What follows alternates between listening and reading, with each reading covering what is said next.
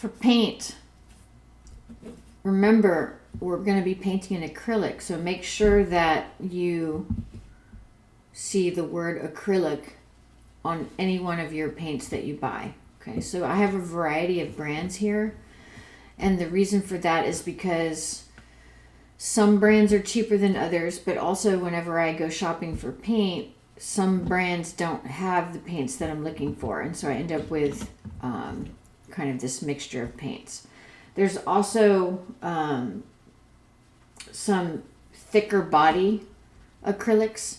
I like working with the thicker body acrylics. It just has more, it's thicker, right? It feels, for me, it feels better under my palette knife and my brushes.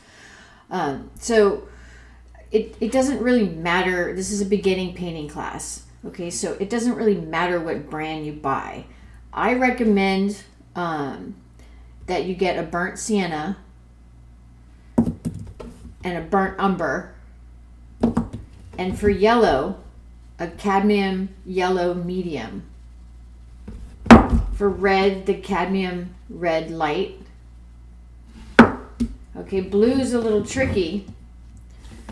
There's 3 different versions here, but there's quite a few different blues. And so I want to show you for a second. I created these 2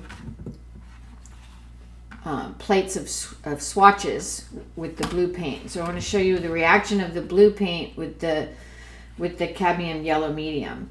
So I like the saturation of these greens here. These are very highly saturated, and this is a lighter color, but it's not as bright as this. It's a little bit muted. It's just a lighter muted than these are. These are very highly saturated. And so what we have here is the phthalo green, the phthalo blue green shade. When mixed with cadmium yellow, gives me this nice saturated color. And then you have the primary cyan with the cadmium yellow, gives me kind of an equal saturation. So with the cobalt blue, you're getting a little bit of a muted color. And then with the ultramarine blue, when you mix it with the cadmium yellow, you're getting a little bit of a muted color. I like having some muted colors and some options for higher saturation. So what I'm recommending is that you get an ultramarine blue. Ultramarine blue works great with burnt umber to give you some really dark shades. And it works great with titanium white to give you any of your sky colors. And then I'm going to let you choose between the cobalt blue and the phthalo blue green shade, but I recommend the phthalo blue green shade because it gives you this high saturated green that you don't get with the cobalt blue. But I do like the color of the cobalt blue, right? So if you're thinking about the blue in and of itself, then this is a nice blue. If you're thinking about the blue in terms of what you're going to get when you mix it with cadmium yellow, and you're looking at the green that you'd like, you have to choose the blue you want in order to get the green that you like if you're mixing it with cadmium yellow medium. Okay, so you can choose any 2 of the blues. It's in the list. I recommend a Quinacridone Magenta, even though it's not on the required list.